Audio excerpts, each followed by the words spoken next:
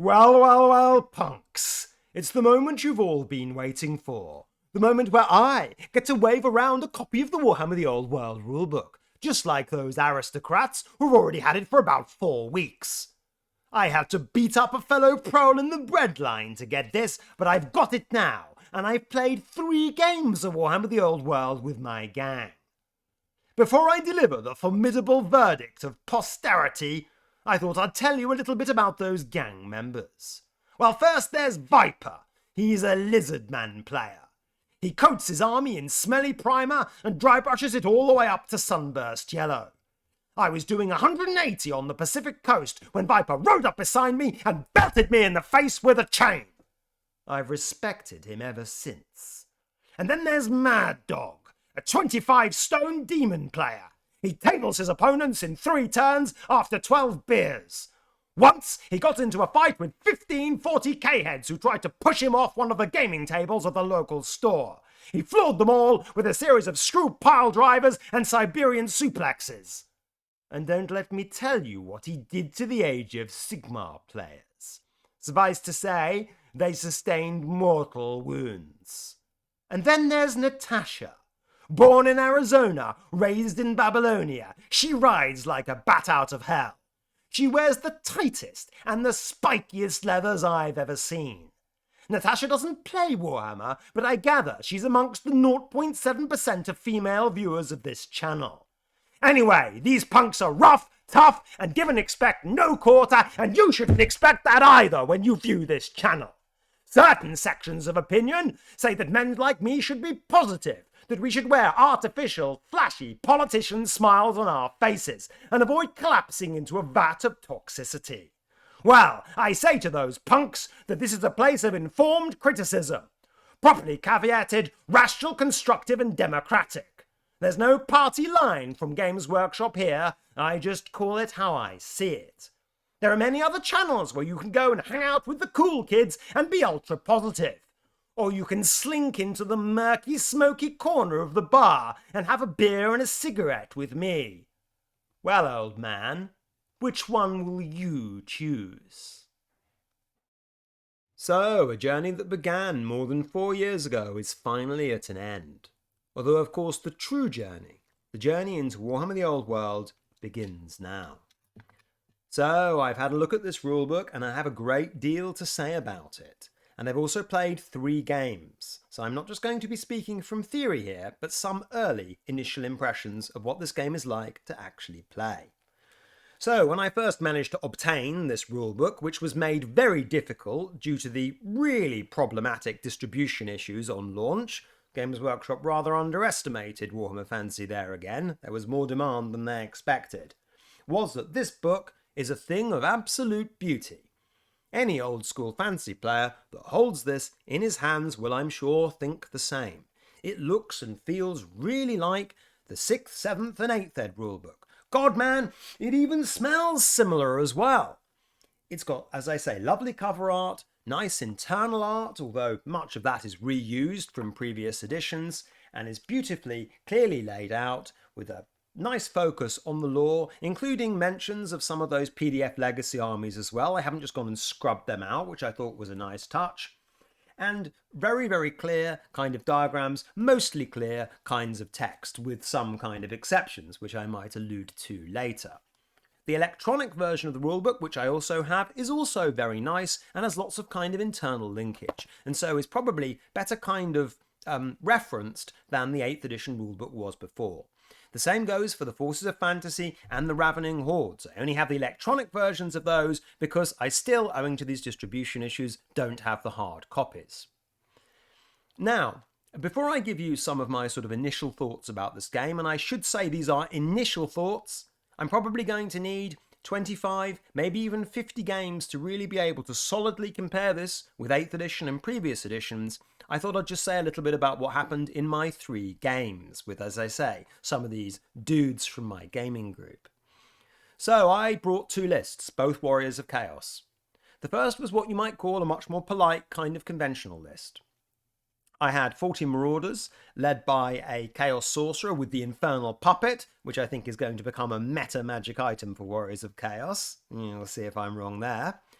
couple of units of dogs, 1 unit of skirmishing Marauder horsemen, 3 units of Chaos Knights, one of them being the chosen Chaos Knights, with the blasted standard to allow them to reroll 1s on their armor save, Chimera, Hell Cannon, a single Dragon Ogre, and a few other kind of odds and sods. The other list that I brought was a Dragon Hammer kind of a list. I think the dragon, and the Lord on the Dragon, is going to very swiftly rise to the top of the meta pile, if it hasn't already. Suffice to say, this was a Chaos Lord on a Dragon with all of the stuff. 2-up armor save, 5-up ward save, 5-up regen. I also took a Sorcerer Lord and a Manticore as well. That Sorcerer Lord had an, I think, legal combination of magic items, which allowed her to pick from 2 different laws. She had the Blue Fire of Tzeentch and the Summoning, and then Fireball and the Ruby Ring of Ruin for another Fireball. So she was spewing out 4 magic missiles per turn, and that was rather powerful. Now, in the first game, I picked the Polite list to play, and I played a game against Terry's Dwarves.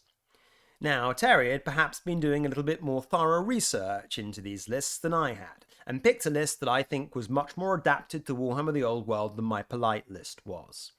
So, he had several long lines of missile troops, handgunners and also crossbowmen, armed of course dwarves can be with great weapons. As well as the increased effectiveness of these missile weapons at range, owing to their armor bane, these units were also very good in close combat as well, because as we'll come to talk about, being arrayed in a long line formation allows you to bring a lot more attacks to bear.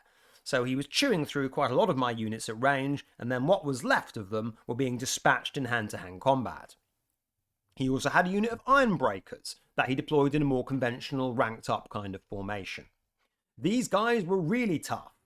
3-up armor save, which could be boosted to 2-up with the spell from the Anvil of Doom, and also a ward save as well. Really difficult to be able to chew through. A couple of war machines also. In this game, I rather got my arse handed to me. I did a little bit of damage on the flanks, killing the war machines with my Chimera and single Dragon Ogre, but in the centre of the battlefield, I wasn't really able to get past the dwarf shooting. The Ironbreakers didn't really do it very much, but my regiments, by the time they got to the dwarf lines, were rather depleted, and we weren't able to beat even missile troops in hand-to-hand combat. The second game I played against Nav, and he used a largely skirmishing Savage Orc kind of a list. Lots of skirmishing dudes on foot in the core, and then lots of boar boys, again deployed in long lines to maximise the number of attacks. Some Goblin Wolf Riders, and also some lower level characters, shamans, big bosses, war bosses, etc., with relatively minimal kit. Now, this game was more of a kind of a mental challenge, in the sense that because he had so many skirmishers and so many single characters with their 360-degree vision arcs, it felt, how can I say, rather more like 40k than perhaps we were expecting. Which is to say that, it all started looking rather a chaotic kind of a mess, with combats involving these kind of skirmishers. It was, however, a quite good and a quite close game. My wizard was able, with her infernal puppet, to be able to shut down a lot of what the orcs were throwing at me. And so, in the end, it ended up a fairly modest victory to me. My third game was again against the same Savage Orc list, but this time I put them away and I ran Lambda Gemfire, who is my Chaos Sorcerer, and Punkus McPunkface, who is my Chaos Lord, on dragons. Well, in the case of Lambda Gemfire, on a Manticore, I should say. Now, these seemed to me to be really, really strong. Even the Manticore had 7 wounds, and a 3-up armor save. And the Chaos Lord and the Dragon, my word. There wasn't much that the Savage Orcs could do about him, even though Nav actually used 4 war machines in that game. 2 Rock Clobbers and 2 Doom Divers. The Dragon and the Manticore both took some wounds, but with this combat potential and Lambda Gemfire's ability to fire off these 4 magic missiles per turn, I was really able to eliminate the Savage Orcs at range. My Chaos Knights all kind of died, but really, the rest of the Orcs were no match for my big monsters. So, a really interesting opening session of games from Warhammer the Old World. So, let's start with some of the things I liked first, to try and be a bit more positive, because there are quite a few more things I'm going to be more critical of in a moment. Now, what were the cool things? Well, The first thing, I think, was the pushbacks and giving ground. Now, in Warhammer the Old World, of course, we've gone back to 3rd edition, where you can push back troops that are beaten in combat, or if they fail break tests on their modified leadership, they have to fall back in good order, which is a sort of kind of a flee and then an automatic rally. So combats, which occur, get drawn out a bit more, but the troops around them move as the aggressors and the victorious push those who have lost. Now, I found these to be kind of inherently rather interesting, and there were definite tactical situations where it made more sense for me or my opponents to not follow up or to not give ground, and instead to try and restrain and reform to get some advantages. So all of this did add a certain kind of dynamic to things. I think there were some problems with it as well, which I'll go on to talk about later, but overall, I thought it was an interesting and flavourful part of this kind of edition, which has got some good points, some kind of bad points, but overall, I'm happier it's in than it's out. The next thing was the armour penetration and strength.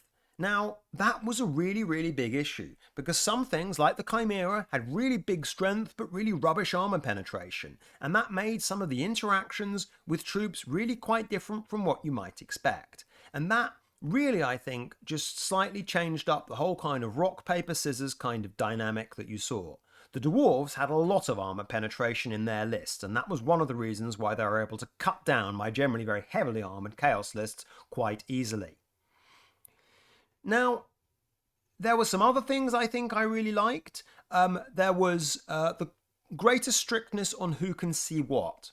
Now, in 8th edition, you could just cast magic missiles through your own troops if you wanted to. It was assumed that you could see through the gaps in kind of other models. That's now changed. You have to be able to draw a clear line of sight from one target to another target, which means it's much harder to actually get those lines in ways that you can use. It's much easier to inadvertently block yourself. And while this was kind of irritating initially, I did overall think, well, actually it's kind of interesting that I have to try and make sure that my wizard, say, has a path of shooting, to do his magic missile. There was another thing I really liked as well, which was a quite small thing, which was optional swift stride. A lot of my army, because it was cavalry, was swift stride, and I had the option whether to use swift stride or not. Now, sometimes, when my troops were obliged to charge because of frenzy or impetuous, I decided not to use the swift stride because I actually didn't want to succeed in that charge. Sometimes when they were running away, I would choose not to use the swift stride. That little interplay was really, really interesting, and I'm looking forwards to finding lots of other really quite small things which may hinge on whether a rule says you may use this or not, that can potentially have interesting effects on the game. Perhaps the most substantial thing that I really liked about it was more the alliance of a fear.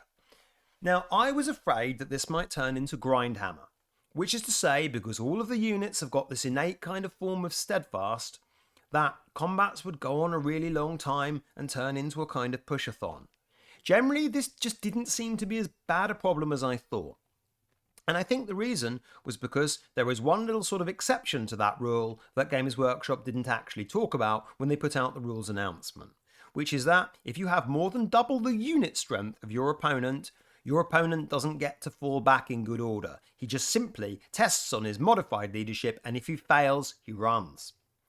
That actually meant that some of these combats were a lot less protracted than you might think. They perhaps went on maybe a round or two longer than usual, but it wasn't as though troops got utterly bogged down. Generally speaking, when one side was winning, once they started getting on top, they would make the opponent take one of these break tests, which fall back in good order was not an option, and then they would fail, and then the game could continue to move forwards. So I don't think Grindhammer seemed as bad as I think it could have been. Now, there might be other games where there were bigger blocks of infantry where this might prove more of a problem. But in the one that I played, I think we got a lot of the benefits of the pushback mechanic and the fall back in good order mechanic without it turning into Grindhammer in these 3 games. As I say, there's a little bit of an asterisk there because I might have more to say on that later. But it seemed so far so good as far as that's concerned. Now, what are my broader kind of reflections about it? Now, I think that if you play this game with your armies that you're used to playing with, you play them in the same kind of formations that you're used to. Maybe you're coming back to the game from 8th Ed, 6th Ed, 5th Ed, whatever. you will find in the rules for Warhammer the Old World something that's really fun and something that will facilitate games of Warhammer Fantasy that you can enjoy just like you did before. There's nothing about these rules that makes it seem like a massive step change to previous editions, with the exception of Magic. And so, if you play that way, and you're playing mainly in a way that is, I suppose, governed by a kind of a gentlemanly conduct, you're not trying to break the game, you're fighting, say, in a ranked up formation because you think that that looks nice, because you've got the trays that support it, etc., and your opponent does likewise, you're going to have a really fun time. If you're trying to break the game and play competitively, however, as I admit that we were, for we are competitive tournament players, I think it started to fray at the edges a little bit more quickly, and there are some rather obvious kind of strategies that seem to me to be highly exploitable, and these are where some of my worries really come in. Now, as I say, do take these with a pinch of salt, because I realise that the vast majority of Warhammer Fantasy players are not what you might call tournament players or indeed competitive players. Most Warhammer Fantasy players are quite okay with the idea of gentlemanly conduct being part of the game. That, your opponent perhaps just decides not to bring his Lord on the Dragon. That you don't go and deploy in a line 20 wide to get all these extra attacks. You deploy in the 5x4 formation that you think looks good. So long as you're both doing that, as I say, I think you'll be fine. But once you dial up the competitivometer, I think there are some issues. So what are these issues? So, the biggest one, which I think probably does have a solution to it in terms of what we can do at tournaments to comp it, or agreements you can come to with your opponents, is what I would call line hammer. Now, this is something I always doubted when I heard it announced, that they did with the rules. So consider that they got rid of step up. No longer, if you are killed, can you swing back. Your model comes off the front rank and you are deprived an extra attack. Now, that's not what I would have done, but it's okay because, in previous editions of Fantasy before 8th, we had no step up and they were Brill editions. But they also, of course, allow you to swing with at least with one attack from guys that are not in base-to-base contact on your front rank. So these two things to me really seem to kind of contradict each other. Now, one is designed to sort of simulate a realistic situation, which is that a soldier is stepped forward over his fallen comrade into the fighting rank, and so he doesn't get to swing at that particular moment. The other thing is a really weird abstraction, that some guy from 30 feet away on a long line, swings his axe, and somehow it connects with, something that's actually nowhere near him. So that really seems peculiar to me. In one case, you're allowing someone who is immediately behind the combat not to swing, and another allowing someone who is very, very far away from the fighting action to swing. Now, in game terms, this obviously disadvantages ranks and advantages lines. So let's give you an example. Say I've got 10 Chaos Warriors. They've only got one attack, by the way, in this edition, and they're in a line. Now, if I go first, I get to swing with all 10 guys, regardless of your frontage. Even if you're one guy, I still get to swing with all 10. Whereas if I were in two ranks, 5x2 formation, I would only get to swing with 5 guys because my second rank wouldn't fight. Now, if you charge my Chaos Warriors and you say kill 3 of them, in the line formation, I get to swing back still with 7 guys. With the 5x2 formation, I get to swing back only with 2 guys. Now, there literally seems in these rules to be no incentive to use ranks, and every incentive, as I say, to use lines. The only disincentive to using lines seems to be that you might kind of block yourself by having an unwieldy kind of formation. So there aren't really any of the incentives that you would associate in prior editions with ranks. There's no steadfast, there's no step up, there's no minimizing frontage, to stop attacks back, and the rank bonus is capped at just +2. But when you go in a line, you don't suffer the negative effects of step up because your casualties are just pulled from that line, so you sort of circumvent that, and the bonuses for ranks are really kind of non-existent anyway, and you've all got this kind of automatic steadfast. So I don't really see a reason why you would deploy in conventional infantry formations. Really, the only one is if you've got spears, then perhaps you have a second rank, or if you've got the warband special rule, which allows you to add points to your leadership for each rank you've got behind the first. Now, these lines just look really weird on the battlefield, and they kind of look horrible, and I don't know why they decided to incentivize those so much.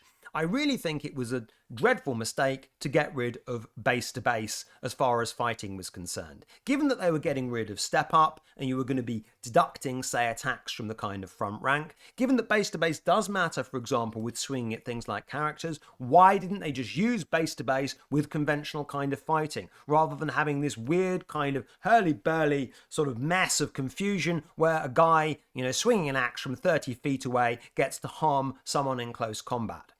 As I say, it looks weird on the table and it just creates some really funny kinds of situations.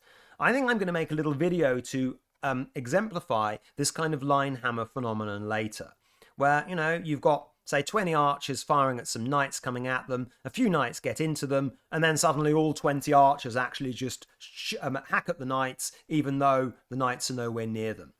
That line hammer thing just seems to be a real departure from the whole kind of look and feel of rank and flank regiments on the table, because they have just simply not put enough incentives to rank up your units. They've taken away all the incentives that were there before and placed more incentives for you to go in lines. Now, the next thing that I didn't like was skirmishers. The skirmishers are an absolute mess. They are as loosey-goosey as anything. Skirmishers can see 360 degrees, so they can just simply charge. They are also often really strong as well, and numerous, because many armies have got skirmishers in their core. They're really clunky. You've got multiple skirmish units involved where it's quite hard sometimes to tell what unit is from what, because you've got rid of skirmishers being a conventional formation with flanks and rear as they were in 8th edition.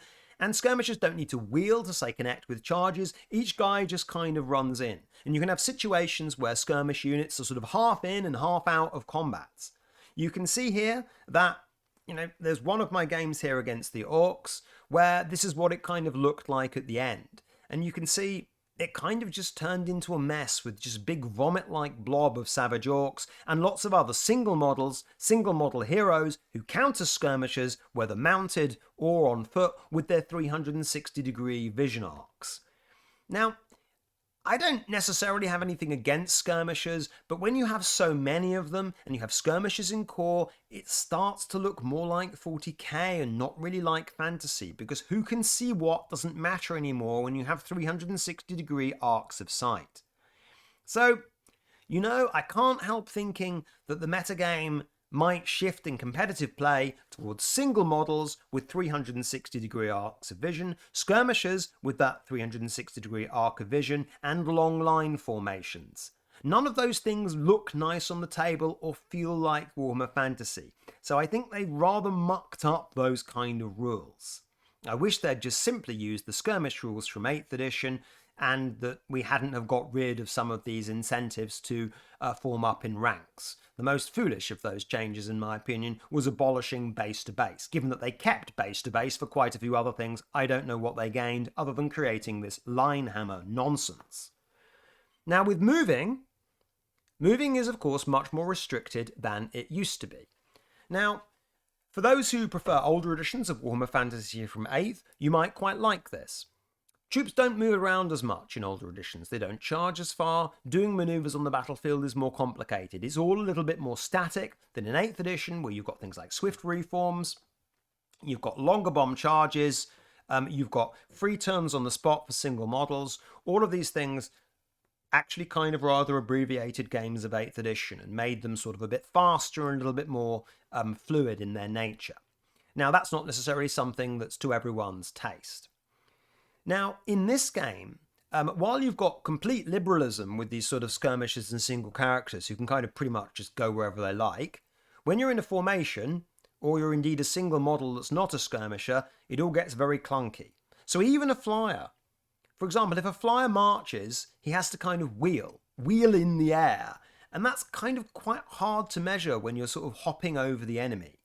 And, if he does do like one of those turns that you sacrifice a quarter of your movement to, he can then actually only move 7.5 more inches after that, and sort of, if he does 2 turns, can almost barely move at all. Now, charges and paying for your wheel out of the charge. Man, why did they do that? Why not just have closest to closest and then just roll the dice? Now, with units like Frenzy and Impetuous, who have to charge, you've got to spend quite a lot of time working out these hypothetical charge distances. Because remember that you don't have to pay for the wheel if it would cause your charge to fail. So what can happen is that you might have a legal charge that doesn't allow you to bring many models into combat by wheeling, and thus you'll have a quite ridiculous corner clipping sort of formation.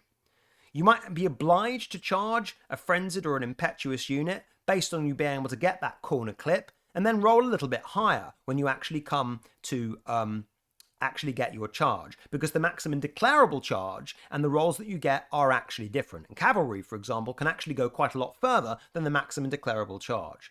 So then you might get some other intermediary charge between the clipped charge and the fully maximized one if you roll a few inches above what you actually needed.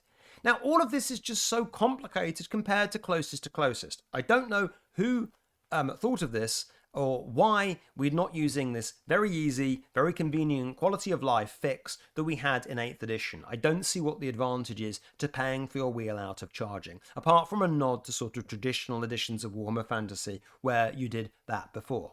Now, I, as you know, am all for tradition. I'm all for doing things the way they were in the good old days. But 8th edition did introduce a few kind of quality of life shortcuts, and this was undoubtedly one of them, especially when you were playing quite quickly, maybe in tournament level kind of play. Next, Magic. Well, I've already given my opinions about Magic before, and these games serve to reinforce them. I hate what they've done with Magic in this edition. It's as boring as hell. Why? Because it's just auto hammer. You just put your wizard in a place where he can do his spells, and that does require some strategic thinking, I should say, to its credit. But remember, if your wizard is just a skirmisher, on foot or mounted, he's got a 360-degree vision arc, and if he's a single model, the miscasts are largely irrelevant, so you can sort of slightly circumvent some of that tactical consideration by running wizards in that way. Once you've positioned your wizard, you then just fire away with your spells. You just do them. Because you're not afraid of miscasts, because they're really, really pathetic and won't make you lose your wizard, you just cast whenever you can cast. And if the enemy wizard can dispel you, he tries to dispel you. What's more, the way in which Magic resolves seems to be rather loaded in favour of the wizard casting spells, because especially with magic missiles that are cast after your movement phase, your wizard can just run out of the dispel range of enemy spellcasters, especially if he's quite fast. Then you'll be able to blaze away with your spells with +4 to your dispel, and your enemy will be able to use only one +0 dispel, the fated dispel, per turn. Incidentally, I don't know why you're not allowed unlimited fated dispels. It just seems to stack the odds even more in favour of wizards getting off magic than they had before. And so I was pretty much able to get off all the spells that I wanted more or less all the time, including doing 4 different kinds of magic missiles and my opponent basically not being able to stop me. Now, I've heard it sort of seen elsewhere that people actually think magic, despite beliefs that it would be dialed down and dumbed down, is actually as powerful as it was before. I actually agree with that. I think that magic in this edition is undoubtedly very powerful. What it lacks is a kind of grand climax spell. It just tends to be a series of much smaller kind of combat buffs, missiles, etc. To be honest, they all feel a little bit similar from the different kind of laws, which I don't like that much. But you position your wizard, you get a few extra spells here and there, and you get to cast more spells than you did before, probably such that the overall effect is actually quite similar.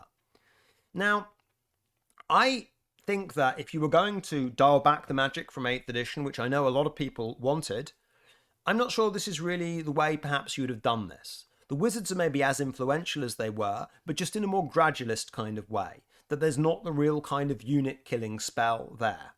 Now, to be honest though, I do think that these unit kind of killing spells, though, did sometimes feel as though they had a place in the game. I'm one of those who believes that perhaps in order to get that unit killing spell, the wizard in question has to maneuver himself into a position to cast it and then has to risk throwing a lot of dice at it. And so in a sense, it felt as though there was some kind of outcome to that kind of risk-reward ratio resolution.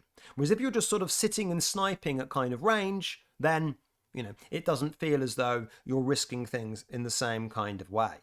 To be honest, I think they back themselves into a corner with the Magic in this respect, which that given they've made this 2d6 system where you can't channel all your resources into a big moment, that really whether you get a spell or not often just comes down to a coin toss. And if you made a real unit-killing spell, game-ending spell with that kind of system, it would feel as though you just tossed a coin. Whereas at least with the powerful spells before, you had to throw all your resources at it, often to get it. And your opponent could keep all of his resources back and maybe mean that if you wanted a chance to do it, you had to forego other kind of spells, etc. So I think in a sense they've made it so that Magic all has to feel a little bit dialed down or a little bit similar, but by creating so many more contexts that you can cast your spells, and the fact that you can just keep doing all of them as many times as you have spells, means that I think the power of Magic isn't necessarily going to go down, it's just going to happen in a more incremental kind of way. But in my view, something that doesn't capture the grand majesty and the drama of what powerful wizards really should be all about. The effect on the game, I think, is quite similar. As I say, it just doesn't quite happen at one moment. It just happens in a quite small, to me, slightly kind of fiddly, even quite luck-based arbitrary kind of way, as well as just being inherently boring.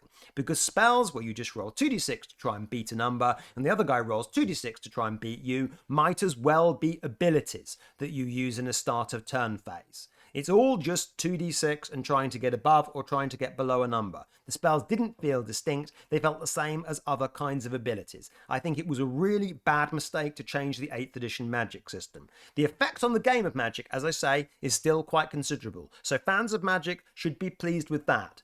But fans of the way in which Magic resolved in this dramatic kind of fashion that you saw in previous editions, I think will be disappointed by this kind of system. I also think that there are a couple of Magic items in the meta, like the Wood Elf Oaken Staff and the Infernal Puppet for Chaos, which mean that your opponent has to roll 3d6 and discard the highest one when he's casting a spell if you're in dispel range.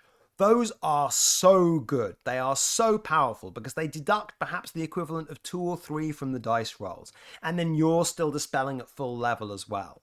So those seem like they are really powerful and perhaps auto-inclusions. My final point of criticism, and I realise I'm sounding quite critical, although perhaps not meaning to be, is Hero Hammer. Now, I think we knew this coming into Warhammer the Old World, that they were going to go the way of 4th edition and 5th edition and put massive monsters on the table that were going to be super hard to kill.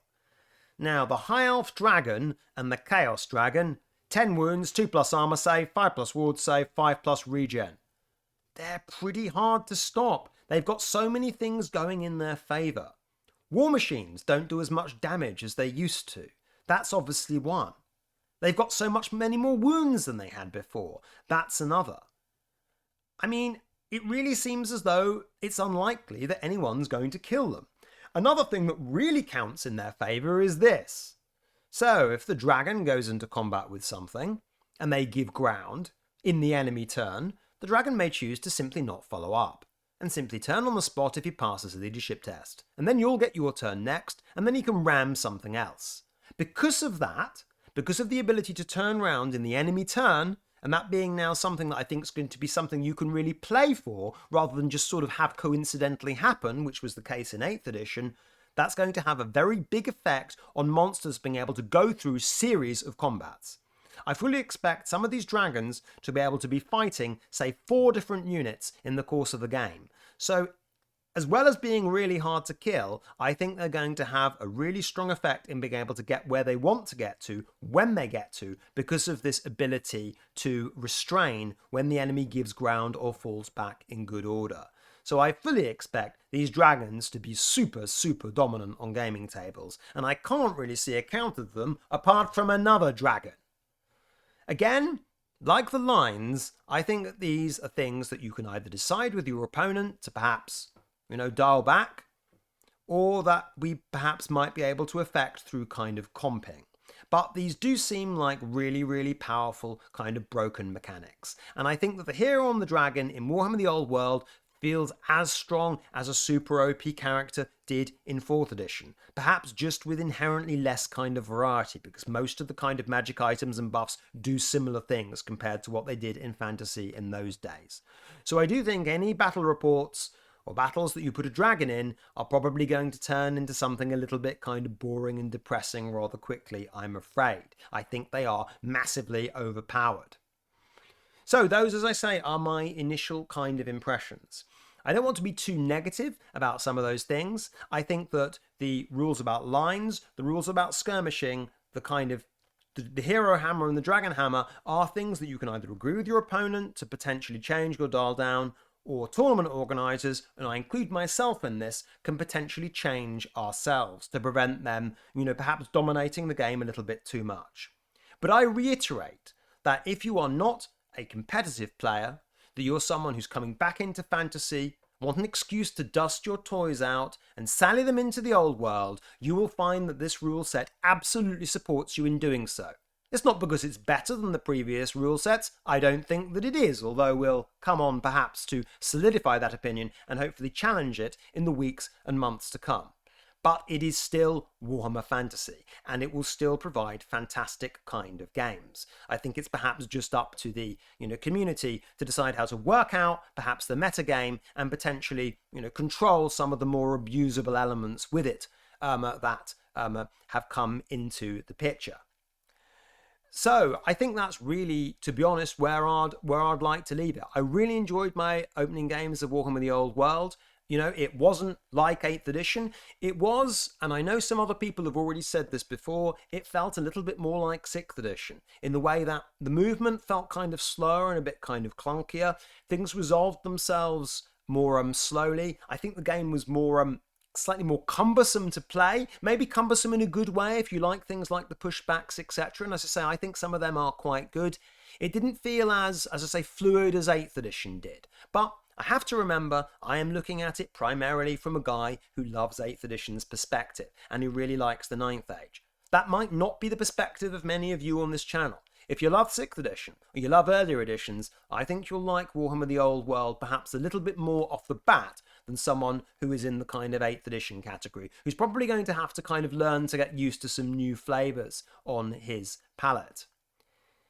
I mean, I do though really think that it does bear to reiterate that we have to consider where we've kind of come from. We didn't think that we were ever going to get a new game. The Games Workshop had blown up the Old World, with the End Times and Age of Sigmar, and it looked as though our goose was cooked as far as that was concerned. That Warhammer Fantasy would be like taking a trip on a preservation steam railway. It would be something you just did with fellow enthusiasts, a probably ever-aging, ever more embittered kind of crowd, that you could go and you could relive the great age of Steam together with people who also loved it. Now things are different. Now we are no longer part of a sort of historical curiosity tourist attraction. We are there, in the gaming mainstream. And at the end of the day, it's Warhammer. It doesn't matter if it's better or worse than previous editions. It's the edition of today.